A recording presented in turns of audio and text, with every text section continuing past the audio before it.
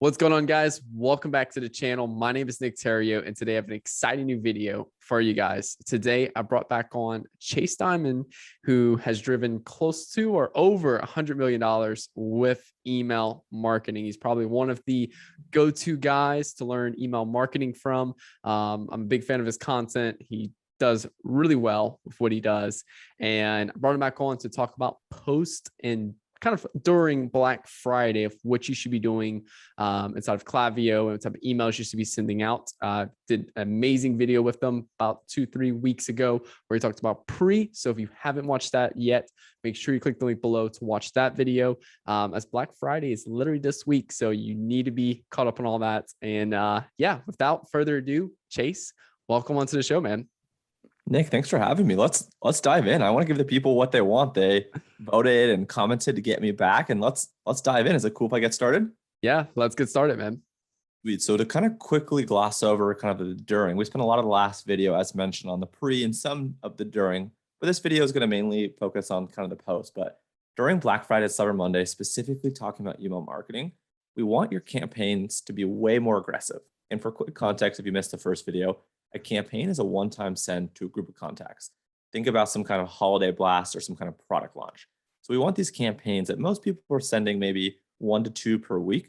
We want to increase the frequency here to every day or every other day for a week-long period. So you might want to start the Monday before Cyber Monday, or maybe that Tuesday, and then go from Tuesday through Tuesday, which I think the following Tuesday might be like Giving Tuesday or something. But you're going to want to go for like that 1 week period. And if you can, try to do a campaign per week. And if you can't, try to do a campaign every other day, but make sure you send campaigns on Black Friday and Cyber Monday at the very, very least. So what we're going to do on the flow side now, right? So the campaign side is we're increasing frequency. We're going to send a lot more often. We're going to hit people with the best offers. We're going to resend campaigns. We're going to create new campaigns to those folks that haven't converted. On the automation side, which we call flows, those are basically emails that are triggered off of some kind of event or behavior or action. So think about, you have a pop-up on your site, someone that entered their email into the pop-up, that will trigger the welcome series for non-buyer. Say someone's on your list, they add to cart, they don't start checkout, they don't buy, that's going to trigger what we call the abandoned cart, right? So these are the automations, the flows are pretty synonymous together. We want to make sure that we trigger the emails in these sequences much quicker than we typically do. So in the case of, like, let's say an abandoned cart sequence, the first email we might want to send, in normal times, let's say, anywhere from 1 to 4 hours. And then instead, during this period of time, we're going to want to send that first email like 15 minutes after someone abandons their cart. For email 2, in normal times, we typically send that, let's say, about 24 hours later. In Black Friday, Cyber Monday week, we're going to want to send that second email, maybe even as soon as like 4 to 6 hours later. And then that third email, in kind of non-Black Friday times, we'll send typically, let's say, like another 24 to 48 hours after people abandon their cart if they still have not converted. We're going to want to send this, let's say, another 12 to 24 hours after email 2. So we're going to be way more aggressive because the window of time to convert someone is much smaller. Does that make sense on the kind of the during side? Yeah, I think that's a big misconception. A lot of brands I talk to, at least in the smaller range, is that they like want to send out 1 email a week. And when I tell them for Black Friday, hey, you need to pump up like 2 emails a day, and they're like, whoa, I don't want to spam out my customers and stuff. And I think that's a huge misconception because your customers, your like prospects, are getting hammered with emails from all the different brands they've subscribed to. And like, this is the most important time to like really dig deep and post as much as you can through email efficiently, like Chase said. Yeah, dude, 100%. And then kind of transitioning to like post, right? So Black Friday, Cyber Monday itself isn't typically known for being super profitable, right? We're typically going to be spending a lot of money to acquire folks. And really the goal is to be, slightly profitable or break even, right? Knowing that, at least hopefully knowing that email and some of these other channels, SMS, and retargeting, remarketing, are hopefully going to allow you to, increase kind of the repeat purchase and ultimately increase the LTV of this customer. So BFCM really is a season of acquisition, not profit.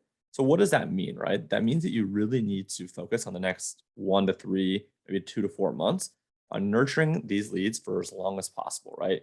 These people coming in, they're probably going to be coming in, if they're coming off of like a Facebook ad or Instagram ad, with not a lot of context, right? They're not going to have enough time to go through your welcome series for non-buyers, learn all about the company, and know a ton about you. They might see your t-shirt online, they might see your hat, whatever you sell online, looks like a great product, has some great reviews, it's a great discount, and they're probably going to buy because they've got money to spend and you've got a great deal.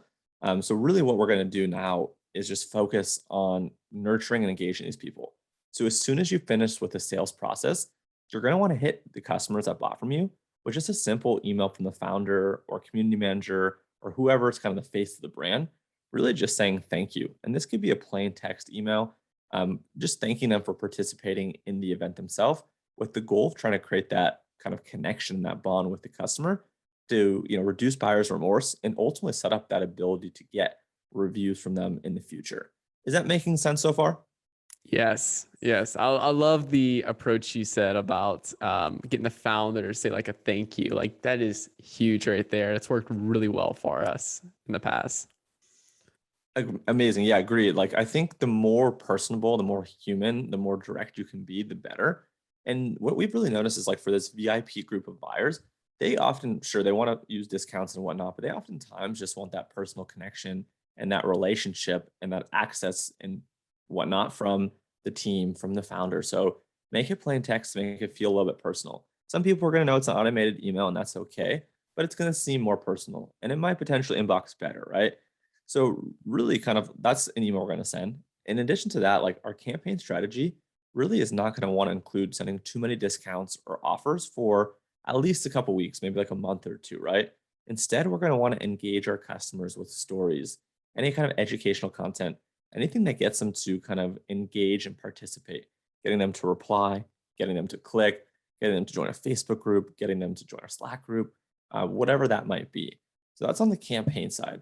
On the automation side, in addition kind of to the customer thank you email, you can do that as a campaign or an automation. But on the flow side, our strategy here really is going to focus on asking customers for reviews, introducing the brand story, and maybe even introducing your team, right? We're all working remote. We all kind of want to pull back like the layers of the team and what we're doing. And more than ever, folks want to know if you're a small or medium-sized business. You don't have to pretend that you're a big business. People want to support small local businesses, small and or local, right?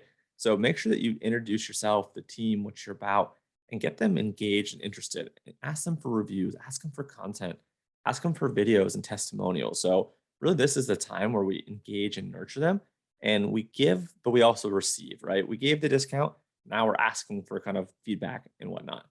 Does that make sense so far? I love that a lot. I really love the yeah, like engaging and asking them for like reviews and stuff. And I mean, from an ad perspective, I'm just like, yes, that's amazing. You get all that content that you can put in ads, which is powerful. Some UGC videos and some testimonials and everything. So like I know for us, like we stress on our email marketers to really go through with all that. Yeah, I mean, dude, like for whatever reason, like we live in a time right now where people don't feel comfortable necessarily buying from things unless it's Amazon. So how do Mhm. we make them feel more comfortable? It's by having hopefully hundreds of reviews and maybe even thousands of reviews, right? Those are some of the best things that you can do for your business, right? And why do people like Amazon, right? They're trustworthy. Everyone knows them. They've got great customer service. If you buy something, you're going to be able to return it. So Amazon, to a lot of folks that aren't as smart and kind of in our world, is seen as like a real business, right? Something that is trustworthy and have had experiences with in the past. They offer free, next day or 2 day shipping, right? So the best thing that we can do is get more content and more reviews. So to your point, when we collect these reviews and this feedback and testimonials, those could live on product pages, they can live within emails, they can live on top of funnel on ads, right? So just collecting reviews during this period of time is going to be massive. And keep in mind, right, like we're going to have a massive influx of customers. So our ability to collect reviews and feedback is going to be higher and better than ever. So that's kind of just the point I really want to illustrate on what you said on reviews are the name of the game. Like they're so important. Yeah. And it could be a mixture. It could be a UGC video of a customer talking about the product. It could be a simple picture. And it could honestly even be as simple as just sending a quick little paragraph of what they thought about the product. It doesn't have to be, white and black in terms of like all or one of all UGC or all written. It could be whatever, and they all have different purposes inside your marketing ecosystem, essentially. Yeah, dude, 100%. And kind of, I guess, to take this one further, to make this a little bit more actionable, right? What we're going to want to do on the review side in some of the automations is we're going to set it up for a specific product or specific products, right? And we're going to prompt customers to leave reviews. And we personally use Typeform. We have no affiliation to them. There's Google Forms and SurveyMonkey. I'm sure there's a bunch of different types of forms, but we personally use Typeform, right? And what we essentially do is we send out a Typeform to these users, and oftentimes we will incentivize them, right? We just, however, gave them a pretty big discount, so we don't necessarily need to incentivize them pretty heavy again. Although if you want to, sure, go for it. But what we're going to want to ask in the Typeform is name, email, permission to use the content on social, and obviously you will credit them, asking for their handle or their information if they want to be credited, and then asking them to upload the photos, the videos, and whatever it might be. And this could potentially, depending on the size of your brand, generate a dozen, could generate 100, it could even generate a couple hundred different UGC videos and photos for your brand. So that's kind of the strategy we take, is getting people to give permission, right? They're super important that you get permission. And then you have to obviously have their handle to be able to tag them if they want to be tagged. And if you're a big brand with a big following, your customers are going to want to get that exposure, right? So that's kind of just to really make that last step actionable. Yeah. And just to magnify something he said, get permission to use that in your campaigns, because that is a quick way for a lawsuit. That's definitely something big that we've learned. Not necessarily we've been in that situation before, but you can quickly upset a customer by using their photo or their review in an ad, and they didn't specifically request that permission for it. So that's definitely something big right there, to make sure you have somewhere in that collection form.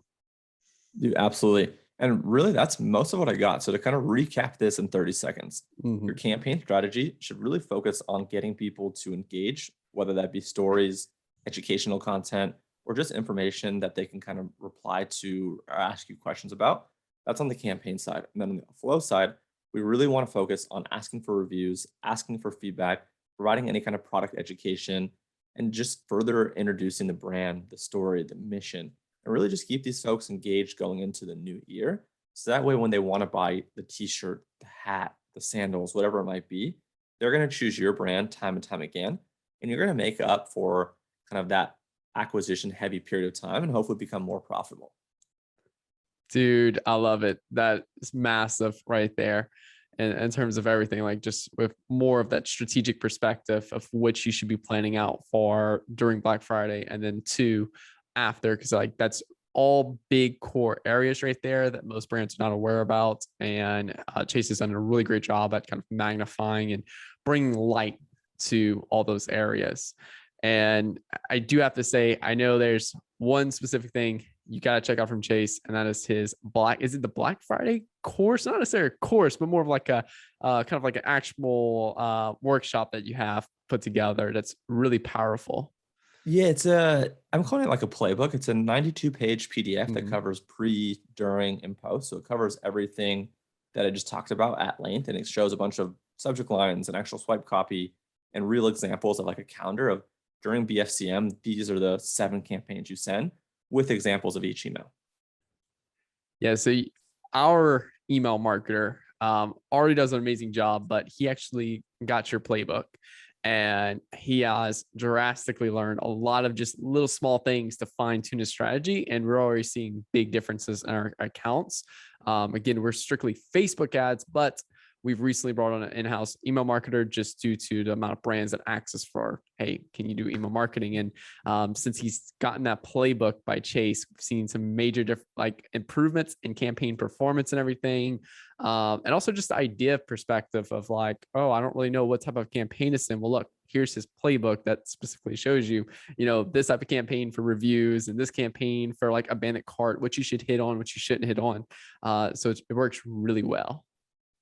Appreciate you, man. And I know last time we gave out a code to your listeners. They can use the same code for 30% off. So if you want to link that below, that'd be great. And thank you again for having me. Hopefully folks liked it. If you liked it, subscribe to Nick's channel, drop a comment, leave a like, show us some love. And if we do a great job, I'd be happy to come back again. Yeah, I don't know what we'll do for next episode, but I'm sure there's something else we can touch in the universe, the metaverse. I don't know either, but if folks listening want more email content, why don't you drop a comment? Let us know what you want to see. Do you want to see welcome series? Do you want to see abandoned carts? Do you want to see post purchase? And whatever they got for us, Nick, let's come back and let's run it. Yeah, let's see if we can get 75 likes on this episode. Last one got about 65. So if you want Chase to come on for another episode, then let's get 75 likes, and then also drop a comment as well of which you would like to see. Welcome series, bandit cart, you name it, campaign ideas. Drop that below. Before we exit off, Chase, where can people find you?